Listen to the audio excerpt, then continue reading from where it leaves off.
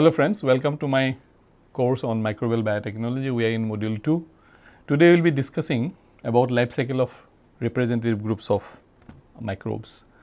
Particularly we will be discussing the life cycle of bacteria, then algae, and also the life cycle of fungi.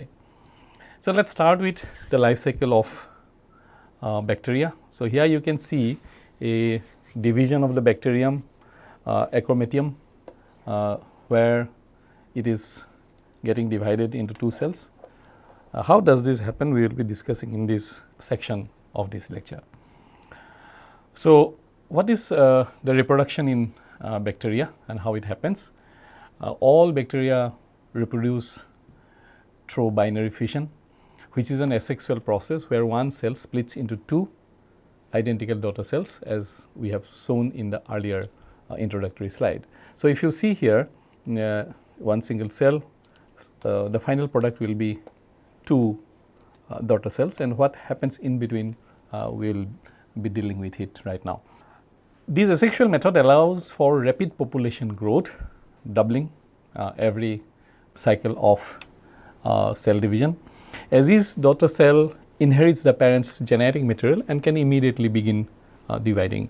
Under favorable conditions, bacteria can quickly multiply, leading to exponential population growth.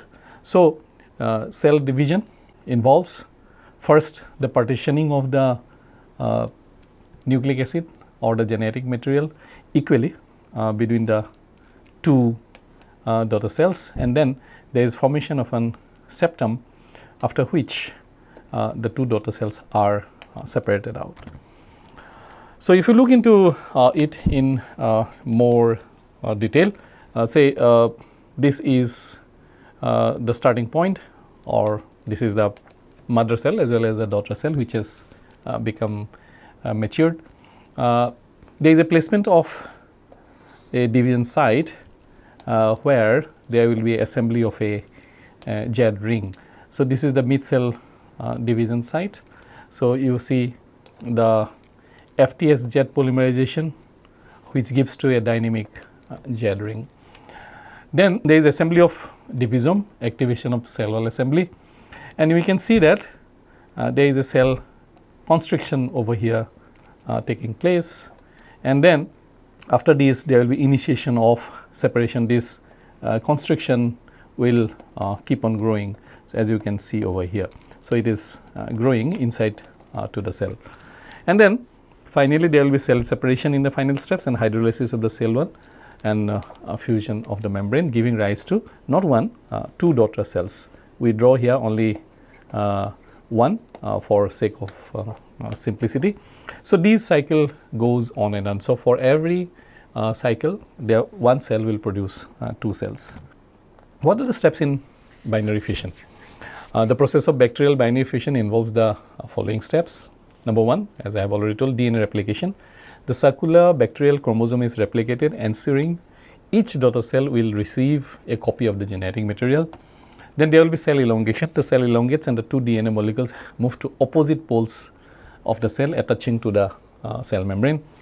Then there is a septum formation, which is a partitioning, which begins to form at the cell's midpoint, dividing the cell in two. Then there is a completion of the division. The septum will grow inward, fusing the membrane and cell wall, creating two separate daughter cells, each with identical DNA. And finally, there is a cell separation. Enzymes break down the cell wall at the division site, fully separating the two daughter cells. Elongation of the bacterial cell. The elongation of the bacterial cell is a crucial step before septum formation and division, ensuring proper distribution of genetic material. During this phase, new cell wall components, including peptidoglycan, are synthesized to allow the cell wall to expand. Some of the key proteins which are involved in the cell elongation include MREB, which is an actin-like protein that helps determine cell shape and coordinates cell wall synthesis by guiding enzymes involved in peptidoglycan synthesis. Then we have MREC and MRED, which stabilize and organizes the MREB filaments. Then there is a RODJ jet protein, which ensures proper localization and function of the MREB. And then there are PBP2 and PBP2B, which are enzymes that causes peptidoglycan cross-linking for cell wall integrity. Then there is FTSH, which helps maintain the cell envelope during elongation. These proteins will work together to ensure uniform cell wall expansion and proper elongation before division. The septum formation. So, this is the septum formation pre-stage, where there is FTSZ polymerization, as I have already mentioned. Let us look into it, how these happen. So, the bacterial cell division requires the regulated polymerization of FTSZ into a dynamic cytokinetic ring called Z ring, which recruits a dozen other proteins involved in division. This assembly of proteins forms the divisome, as we have shown here in this picture, which helps coordinate the remodeling of the cell wall and the septal ring constriction, finally leading to the division of the cell into two daughter cells. The key steps involved in this process: number 1, FTSZ polymerization. FTSZ is a tubulin-like protein, forms the Z ring at the fusor site of division. This ring acts as a scaffold for recruitment of other division proteins. Divisome assembly. Once the Z ring forms, a series of proteins FTSA, GIP-A, FTSW, FTSI or PBP3 and others are recruited to form the divisome. These proteins play crucial role in cell wall synthesis, regulation and coordination of constriction. Activation of the cell wall synthesis. The divisome activates penicillin binding proteins and other enzymes that synthesize the remodel the peptidoglycan, enabling cell wall constriction during division. Then the cell wall constriction and separation will happen. The combined action of the Z ring, cell wall synthesis machinery and other regulatory proteins lead to the inward constriction of the cell membrane, eventually pinching the cell into two separate daughter cells. So, if you look into the binary fission of bacteria overall, we can see that replication and segregation of the nucleoid happen, and then there is a polymerization of the MREB proteins, and then these are the MREB subunits, as you can see over here. Synthesis of cell wall and elongation of the cell is happening. So, you can see here, this is the size of the cell and here it is getting elongated, and these are the sites of cell wall synthesis. This is the FTS Z subunits, and this is the MREB filament, as you can see. Then the polymerization of the FTS Z proteins to form the Z ring in the center, which we have discussed in the earlier slides. And then this constriction is happening in the Z ring, and then the completion of the cell division, and finally separation of the daughter cells, which are complete in every aspect. Let us now discuss about the life cycle of algae. So, here you can see the colonial algae, Palmodictyon viral in this picture. So, the life cycle of algae refers to the sequence of events from one generation to the next. Sexual reproduction features an alternation of generations between haploid and diploid stage. So, you have the haploid phase here and the diploid phase here. So, from the haploid it becomes diploid, and from the diploid it becomes haploid. So, this is a general scheme for alternation of generation. There are 5 primary types of life cycle in algae. Number 1 is the haplontic life cycle, then diplontic, then there is a haplodiplontic life cycle, there is a haplobiontic life cycle, there is a haplodiplobiontic life cycle. We will be discussing about these various life cycles one by one. Let us start with the haplontic life cycle. So, before we start, just notice this haploid phase here. which is maybe around 75 to 80% of this charge circle, and there is the diploid phase, and as we have discussed, there is an alternation of generation between the haploid and diploid in algal life cycle. So, this diagram shows the fraction of time the particular algal species is in a particular phase. How much more time it is spending in haploid phase and how much time it is spending in diploid phase can be seen from this colored circle. So, this is the gametophyte. Okay. At the end of the season, gametophytes will generate haploid gametes. These are haploid. So, their number will be n, which fuse to form a diploid zygote. So, there is a fusion over here. So, the zygote is getting formed. So, this is the diploid phase, as you can see over here.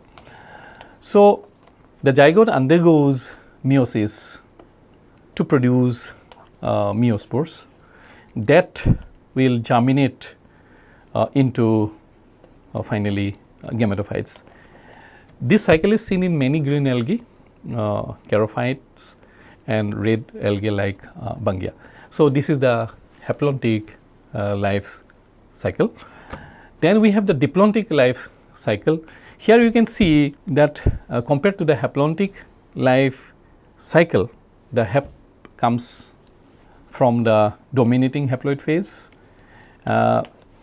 and here the diplontic comes from the dominating diploid phase. Nevertheless, both the phases are present. So, in the diplontic life cycle, the dominant phase is diploid or the sporophyte, not the gametophyte as in the earlier case. So, sexual reproduction here involves the production of haploid gametes by meiosis in specialized sex organs. These gametes fuse to form a diploid zygote, as in the earlier case of course, which grows into the diploid plant body. Unlike the haplontic cycle, there is no true alternation of generations. The diploid phase dominates and the only haploid stage is the gametes. The life cycle is found in diatoms, certain green algae and some brown algae. The next phase is haplodiplontic life cycle. So, you have both the hap and the dip here. So, in these haplodiplontic life cycle, two distinct generations alternate, showing the true alternation of generation. This cycle includes a diploid sporophyte and a haploid gametophyte. So, this is the sporophyte phase and this is the gametophyte phase. So, there are two types, isomorphic. Both generations are morphologically similar. We cannot separate out the sporophytes from the gametophytes. And then there is the heteromorphic. The generations are morphologically distinct or different. This life cycle is found in groups like ulvales, then cladophorales, as well as ectocarpus and dictoeta. So, these sporophyte is diploid and these gametophyte is haploid. Then we have the first subclass of this type of haplodiplontic life cycle, the isomorphic haplodiplontic life cycle. So, you can see here the mature sporophyte and gametophyte, they all look similar. So, the sporophyte and the gametophyte are morphologically similar. And now, one more thing to notice here is the gender of these gametophytes. One is a male and the another is a female. The zygote develops into a sporophytic thallus that produces meiospores in sporangia. These spores germinate into a gametophytic thallus which produces gametes in the sex organs. So, this is the male gamete, and this is the female gamete, and then they fuse, or there is the syngamy. The fusion of these gametes forms a zygote that develops into this zygote will develop into a diploid thallus, and this thallus will give the mature sporophyte. So, we have these type of life cycle in ulvales, cladophorales, ectocarpels, and dictyotales, and also as well as some red algae. Next comes the heteromorphic haplodiplontic life cycle. So, here we see there is again the mature sporocyte, and then you have the female and the male gametophytes, but they are morphologically different, they are not same.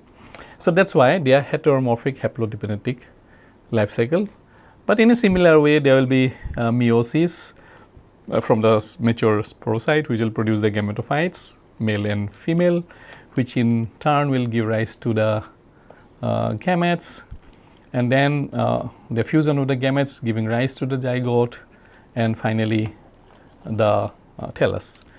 So, the sporophyte has elaborate development compared to the gametophyte. Examples include laminarels and desmeritales.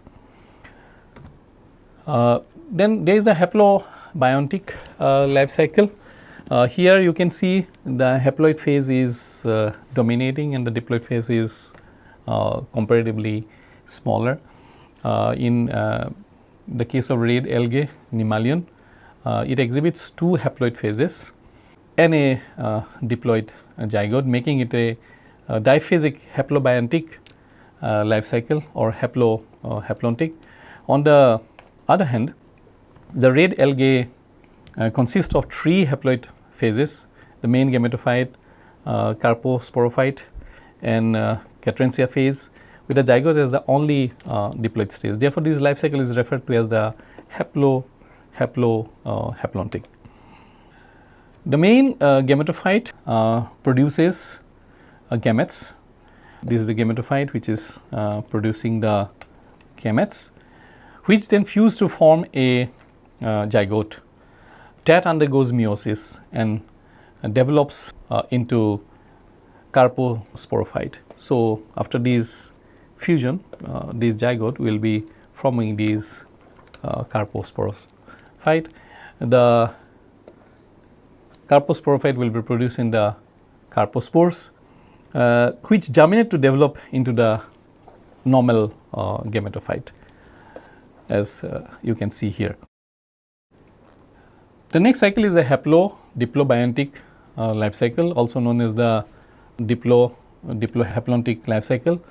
It is seen in certain members of red algae like Polysiphonia, and involves three phases, with two being diploid and one haploid. The main plant body, the gametophyte, produces gametes, and the zygote is as usual formed through the syngamy. So, you can see here the haploid phase and the diploid phase, and you have here certain specialized spores called tetrasporophyte or tetrasporangium, which produces the tetraspores, and then this undergoes formation into gametophytes, which gives rise to gamete, the female gamete, a carpogonium, and the spermidia, the male gamete, which fuses to form the zygote, which is giving rise to the carposporophyte, which produces carpospores, and then finally giving rise to the tetrasporophyte. So, this is the diplobiontic life cycle. Let us now discuss about the life cycle of fungi. We will be discussing about the yeast and the molds one by one. So, let us try to know about budding, which is a key feature of yeast's reproductive strategy. Particularly Saccharomyces family reproduce by budding, a form of asymmetric cell division. You can see here the mother cell is bigger and the daughter cell is smaller. These contrast with classical cell division where both resulting cells are typically equal in size, and in the case of bacteria we have seen. In this process, mature mother cells form smaller daughter cells which grows to about 2/3 of the mother size in Saccharomyces cerevisiae. Once the bud reaches this size, cytokinesis occurs separating the cell's cytoplasms. Some yeast species undergo a major morphogenic transition known as dimorphism, which involves switching of budding cell variants to pseudohyphal growth, which is characterized by elongated cells, as you can see here, forming chains under unfavorable conditions. Yeast can transition to a sporogenic form from budding cells, pseudohyphae or hyphae. Spore formation generally follows meiosis, producing meiospores through endobudding, where multiple nuclei within a shared cytoplasm becomes separated, similar to the transition from a multinucleated syncytium to individual cells. In Saccharomycetaceae, meiotic division leads to the formation of tetrads, 4 spores, while in species like Guwahathi, additional mitotic divisions increase the number of nuclei, resulting in asci containing dozens of spores. Each species show great variability in the number, shape and size of their spores depending on the genus and environmental conditions. Another mode of reproduction in yeast is through mating. So, yeast primarily reproduce asexually, but can also produce sexually. Mating involves fusion of two haploid cells of opposite mating types, forming a diploid cell through cytoplasmic nuclear fusion. This process requires mutual signaling and synchronization of cell cycle stages. The mating response triggers cell cycle arrest, enabling the fusion steps that lead to diploid formation. So, here the mating has occurred, and then these enters the diploid vegetative life cycle, and then again due to sporulation these are released and it comes into haploid vegetative life cycle. Now, let us discuss about the sexual reproduction in Zygomycetes, which is a fungi. It occurs by both sexual and asexual process. So, this is the asexual reproductive cycle of Zygomycetes. So, these Zygomycetes primarily reproduce asexually through the formation of sporangia from the sporangium, which is a sac-like structure that produces numerous spores which are haploid. These spores released into the environment and germinate to form new mycelia, the vegetative structure of the fungus. Asexual reproduction allows for rapid colonization as spores can spread widely and grow in favorable conditions. Now, let us look into the sexual reproduction of Zygomycetes, which occurs when compatibility between different mating types are established. So, Zygomycetes have two mating type strains or types, the positive mating type and the negative mating type. Now, what happens when a positive mating type and a negative mating type are nearby? Gametangia from the two mating types will be growing towards each other and fuse in a process called plasmogamy. So, this one is getting fused over here as you can see. The diploid zygote, this results in the formation of an zygote which is actually diploid. These diploid zygote then undergoes meiosis to produce haploid zygospores, which are highly resistant and can survive adverse conditions. When environmental conditions improve, the zygospores will be germinating to form new mycelia and thereby completing the life cycle. So, these two mating types approaching each other, fusing, forming the zygote, which undergoes later on a diploid cell and undergo meiosis, releases the haploid spores, which will germinate under favorable conditions, thereby completing the life cycle sexual reproduction in zygomycetes.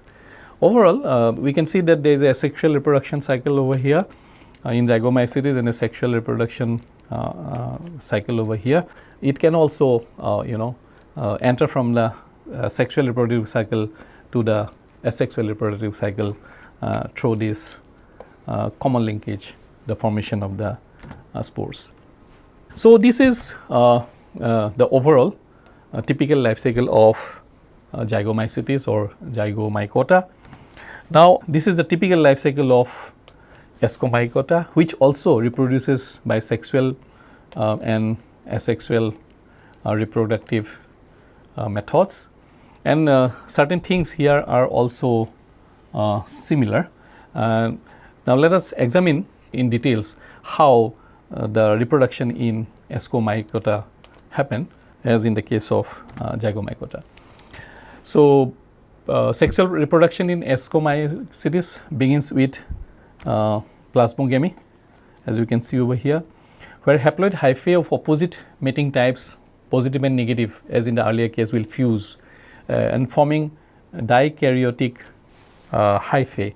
So, this is the dikaryotic hyphae which is getting produced as a result of this plasmogamy. Here. So, the karyogamy will follow, where the nuclei fuse to create a diploid twisted nucleus.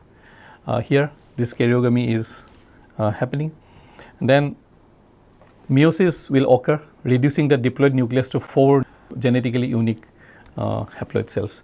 So, here these are the meiosis products, these are the 4 unique haploid nuclei happening over here. Often an additional mitotic division occurs, resulting in 8 haploid nuclei. So, from these 4 it will become 8, and that is the ascospore or the ascus. These nuclei are enclosed in a sac-like structure called asci, which develops from specialized ascogenous hyphae. The asci eventually releases haploid ascospores for the dispersal. So, these are all getting released for dispersal, and then they germinate and then give rise to the 2 mating types which fuse by plasmogamy and completes the life cycle. Within the ascus, each haploid nucleus typically undergo 1 mitotic division, resulting in 8 ascospores.